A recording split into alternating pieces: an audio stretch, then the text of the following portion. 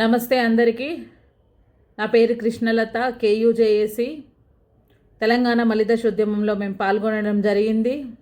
నిన్న అర్ధరాత్రి ఏదైతే జరిగిందో క్రాంతిదళ అధ్యక్షుడు పృథ్వీరాజ్ అన్న గారిని అరెస్ట్ చేయడం అనేది చాలా హేయమైన చర్య.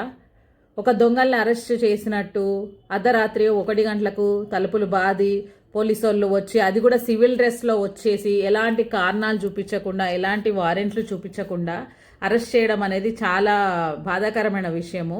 ప్రశ్నించే గొంతుకలు తెలంగాణ ఉద్యమంలో తెలంగాణ ఉద్యమంలో పనిచేసి పోరాడి ప్రాణాలకు ఎదురెడ్డి పోరాటం చేసినటువంటి ఉద్యమకారుల మీద ఈ రకమైనటువంటి చర్యలు తీసుకోవడం తగదు. పృథ్వీరాజ్ అన్న ప్రతి క్షణం నిరుద్యోగుల పక్షాన నిలబడుతున్నారు, ఉద్యమకారులకు న్యాయం జరగాలనే మాట్లాడుతున్నారు.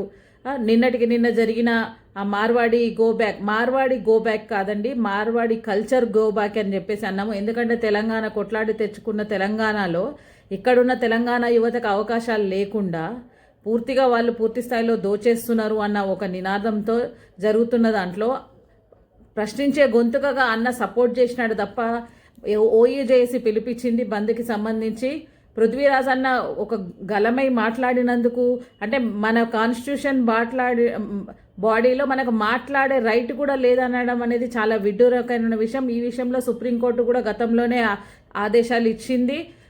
ఫ్రీడమ్ ఆఫ్ స్పీచ్, ఎవరికైనా ఏదైనా మాట్లాడే హక్కు ఉంది.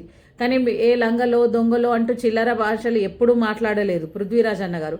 ఈ అరెస్ట్ని మేము తీవ్రంగా ఖండిస్తున్నాము. దయచేసి వెంటనే ప్రభుత్వం కలుగజేసుకొని అన్నగారిని విడుదల చేయాలని డిమాండ్ చేస్తున్నాము.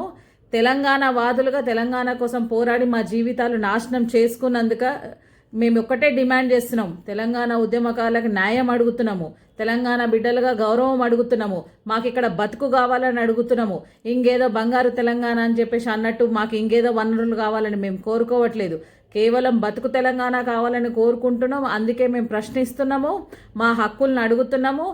ఇలా హక్కులను అడిగితే కూడా మీరు ఈ రకంగా అర్ధరాత్రి ఒక దొంగల్ని అరెస్ట్ చేసినట్టు, ఇంకేదో సంఘ విద్రోహ శక్తులను అరెస్ట్ చేసినట్టు చేయడం అనేది చాలా ఖండించదగ్గ విషయం.